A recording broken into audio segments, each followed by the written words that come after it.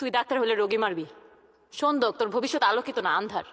ঘাড়ের উপর যে মাথাটা রাখছো সেটা তো কাজে লাগাতে হবে নাকি? যে মাথাটা কোনো কাজে লাগাতে পারছ না, এটা বাড়ি মাইনা ভাঙা ফেল। এই মাথা রাখার কোনো অধিকারই বাপ মা তোরে দেয় নাই।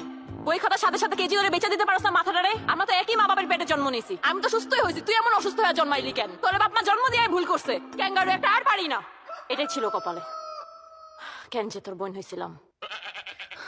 আমি মরে যাবো, তবু ওর থেকে কিছু শিখবো না। দরকার হয় পড়া টেবিলে বসে থাকবো। আম্মা, ওর তো পড়াশোনায় কোনো মন নাই। ওরে ভালো দেখে একটা রিক্সা আলারে দিয়ে দাও।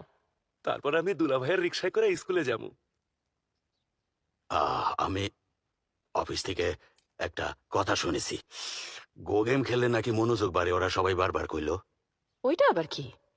তোরা তো বুঝলি না বাবা হিসাবে কারে পাইছস। আমার কথা শুনলে তোদের ভবিষ্যৎ উজ্জ্বল। আমি তো শুধু শুধু আর এখানে আসি নাই, টেকের মতো ছেলে আসবে বলেই আমার এখানে আসা।